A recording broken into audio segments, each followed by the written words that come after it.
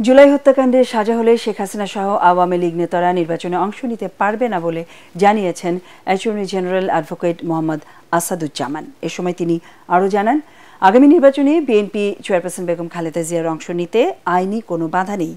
এ সময় তত্ত্বাবধায়ক সরকার ব্যবস্থা বাতিল করায় সাবেক প্রধান বিচারপতি খায়রুল হককে বিচারের আওতায় আনার দাবি জানান ডিবেট ফর ডেমোক্রেসি চেয়ারম্যান ও এটিএন বাংলার পরিচালক বার্তা হাসান আহমেদ চৌধুরী কিরণ। বিস্তারিত তরিক ইসলামের রিপোর্টে। বাণিজ্য নিজেই তো একটি অপরাধ। নির্বাচনী অপরাধীদের শাস্তি নিশ্চিতকরণ বিষয়ে রাজধানীর এফডিসিতে ডিবেট ফর ডেমোক্রেসির আয়োজনে অনুষ্ঠিত হয় ছায়া সংসদ। অতীতে নির্বাচনী অপরাধীদের শাস্তি নিশ্চিত করতে পারলে অনুষ্ঠানে প্রধান অতিথির বক্তব্যে বাংলাদেশের attorney general advocate Mohammad Asaduzzaman বলেন, জুলাই বিপ্লবে হত্যাকাণ্ডে যারা জড়িত তারা নির্বাচনে অংশ নিতে পারবেন না।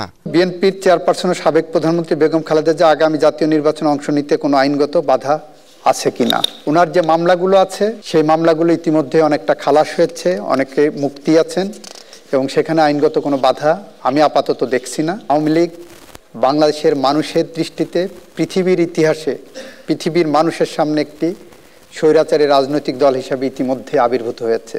তারা বাংলাদেশে নির্বাচন করলেন বা না করলেন তার উপর ভিত্তি করে বাংলাদেশ অন্তর্ভুক্তিমূলক নির্বাচন হবে কি হবে না সেই বিষয়টা এখানে মুখ্য বিবেচ্য হিসাবে সামনে আসবে না। এ সময় ডিবেট ফর ডেমোক্রেসির চেয়ারম্যান হাসান আহমেদ চৌধুরী কিরণ বলেন, যারা নির্বাচনী শপথ ভঙ্গ করেছেন তাদের শাস্তির আওতায় আনতে হবে।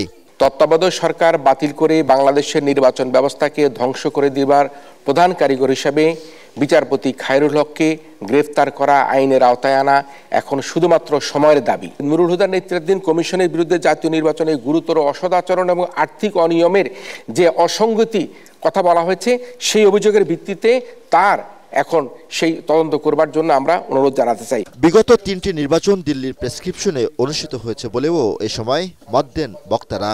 আমরা যদি সেই নির্বাচনের পৃষ্ঠপোষকতার জন্য প্রতিবেশী দেশ দিল্লির দিকে তাকিয়ে থাকি তাহলে কিন্তু বাংলাদেশে কোনোদিনই কিন্তু নির্বাচনকে সুষ্ঠু এবং গ্রহণযোগ্য করা সম্ভব হবে না। তাই দিল্লির নির্দেশে তারা নির্বাচন করেছেন, দিল্লির সাথে আতাত করে তারা নির্বাচন করেছেন, তাদেরকেও কিন্তু বিচারের আওতায় আনবার জন্য আমরা অনুরোধ করতে চাই। নতুন সরকার এর সবকিছুই তদন্তের আওতায় আনবেন, তদন্ত হবে, বিচারের আওতায় আসবে, শাস্তি হবে।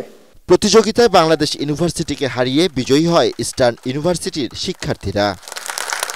তরিক ইসলাম, এটিএন বাংলা, ঢাকা।